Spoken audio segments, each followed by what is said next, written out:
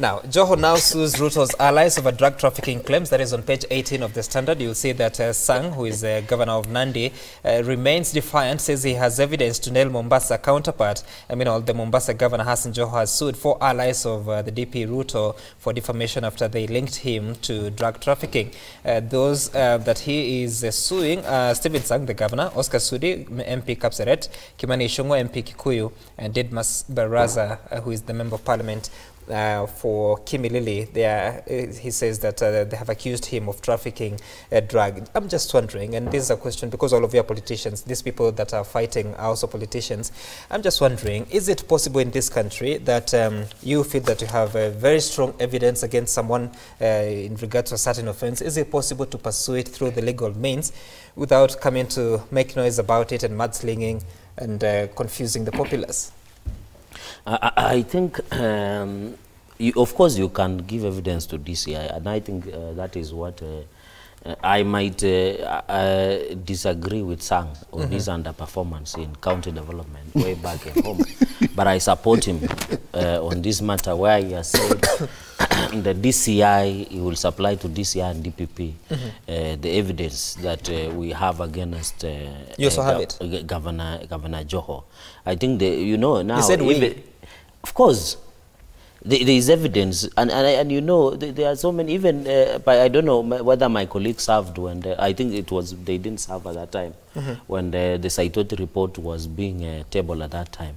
And even there are so many allegations that fly in the face of Kenyans in terms of drug trafficking and narcotics. I am happy that the prosecution of El Chapo Guzman, the leader of Sinaloa cartel in Mexico, is coming to a conclusion, and the jury is now working on the matter. It's coming up, and therefore, and of course, the issue of Acacia, the issue of drug trafficking. I think we have to agree that most young Kenyans, especially in coasts, in Kayola and many areas, have become zombies because of narcotics and drug trafficking in our country. We are losing so many young people, and I think I want to agree that we need to fight the drug menace. And of course, when this issue will come, and I've seen Joe has now moved to court to sue for defamation. I might not be in a position to discuss the substance against, but I was there when Sang spoke. I've listened to my colleagues, parliamentarians, they have spoke, and I think that matter must be looked into it deeper. It flies in the face, and therefore we are seeing, and when these things come, I want to agree, even as defamation case goes to court, the perpetrators, the peddlers, the sellers of drug trafficking allegations that are facing, they must be investigated fully. And also, we need assistance of Drug Enforcement Agency, DEA, the Interpol, so that we get to the root of matter of what is really happening with a supply of drug trafficking and narcotics in our country that is destroying the lives of many young people in this country. No doubt about that, Senator Cherargei, but my question is specific. Is it possible that in this country you have, let's say, Senator Mwaura, you have evidence against Honorable Wanga? Is it possible to pursue it through the right authorities without getting trapped into this war of words and cases of defamation? Well, Sam, you are not dealing with the issues of even evidence. It's just political mudslinging. If somebody is on your side, he's an angel. When he moves to the other side, then you actually use that against whatever information you have against him. Sometimes when people move to the other side, it's good readers of bad rubbish and what have you. So we are having a situation where certainly, Governor Joho spoke very strongly against the deputy president. I think somewhere in Busia. In Busia, yeah. Yes. And so therefore, the people who support the deputy president have come out guns blazing to also answer back. And I've even been seeing on social media people trying to profile the Joho certificates and what have you, and all of that. So it's really not about evidence. No, it's just a question of political propaganda. That suits your ends in terms of who you think is your ally and who is not. Otherwise, I don't even think there are many people who would be left standing if you were to go after their real character. Yes. I don't think so. From whatever side of the political shades, now that we don't have sides, actually it's shades. So let us look at it from that perspective. I am not very sure whether, because there was a similar incident, I remember when I used to be in ODM, right, between Right Honorable Raila Odinga and Anne Waiguru.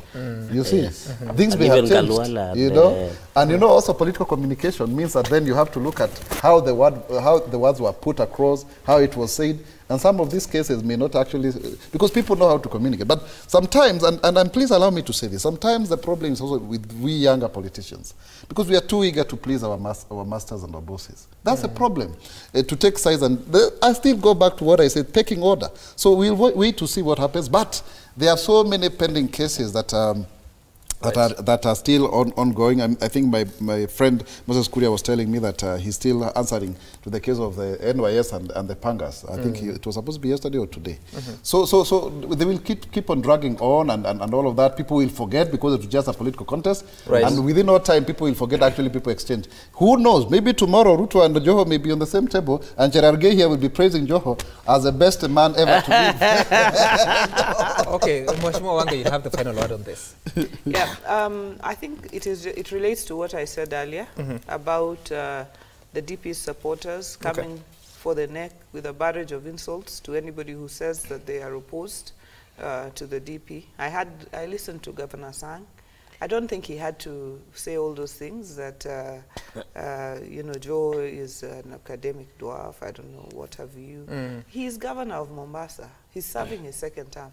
Governor Sang does not even know if he will serve another term. Even Cherargei here is opposing him there in Nandi, you know, for non-performance. Now, if your own senator is saying you're not performing, you have come out, instead of serving the people of Nandi, you're busy insulting a fellow governor from Mombasa. Now, you see... Governor Sang is former senator. He occupied his seat. No, but I'm telling you that his own people are saying he's not performing in his Nandi county where he is governor. So can he first perform for the people of Nandi before he goes? And I'm happy that Governor Joho has taken this to court. So that all this, you know, running mouths at your this or the other, now they produce that evidence in court. So that, and if they are unable to, watu wapambane. Lakini kwanza, Governor Sang afanye kazi Nandi before he goes to Mombasa. Sam, are you trying to say that now that he's a former senator, that he could also be the next governor? I think maybe he hopes to. It would be unfair on that. Let us wait when we'll cross that bridge.